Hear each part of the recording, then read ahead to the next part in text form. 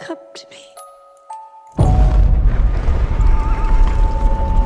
Come to me.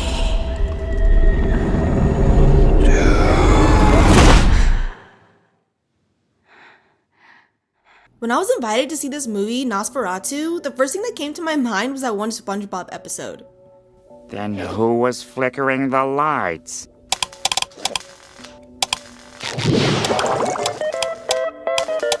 Nosferatu!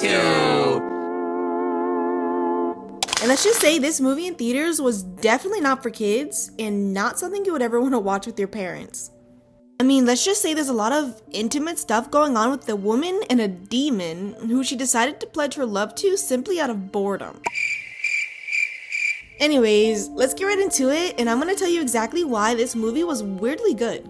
For a quick rundown of what this movie is about, it's kind of like a gothic horror and is a remake of the 1992 silent film Nosferatu, a symphony of horror.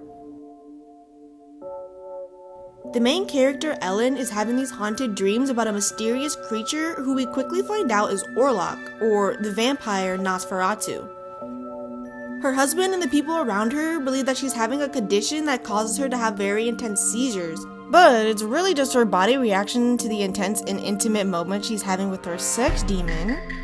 At some part of the movie, her husband Thomas had to leave for a bit to travel to Transylvania to meet with a buyer for property that his boss has him selling. Turns out that buyer is the terrifying blood-sucking vampire that's banging his wife in her dreams. Of course, he doesn't know that yet, but later in the movie he will soon to realize what's going on. I find it kind of funny how Orlok is this jealous, obsessed demon vampire and that he lashes out and gets very upset whenever Ellen has intercourse with her own husband. Yeah, there's a literal scene where this happens, and Ellen just kind of throws it in his face like, yeah, you see this? You like me sleeping with another man? Even though this man is literally her husband who she actually loves over Orlok. And Orlok, the jealous man that he is, of course tries to trap Thomas in his creepy castle while also using him as a food source, which he does naked, by the way. Like I'm telling you, this movie is definitely weird to watch. It makes you feel uncomfortable at times, but is definitely not something we see often in cinema. Nonetheless, this doctor who specializes in paranormal stuff comes to see what's wrong with Ellen and immediately clocks onto the fact that she's possessed by a demon. No one believes him for obvious reasons, including that 1, he's not a trusted doctor and they kind of went to him as a last resort. And 2, well, demons and ghosts? Of course that can never exist. Like, they're grown adults, why would they believe that? I mean, sure, this woman literally floated into the air before their eyes and broke her back, but no, that's just nonsense. But yeah, obviously he was right, and there was definitely some demon activity involved. Now that Orlok has his competition locked in his home, he makes his way to Ellen and try to claim her and get married, or, well, forces her to marry him. As he arrives, a whole plague breaks out and causes the town to go into a spiral. Thomas is trying his best to make it back and ends up stumbling upon an indigenous town, and he kind of witnesses a strange ritual. Basically, they kind of sacrifice a beautiful young woman and then they kill a vampire. Which he then uses that idea for when he finds Orlok. Well, the killing part, not the sacrificing part.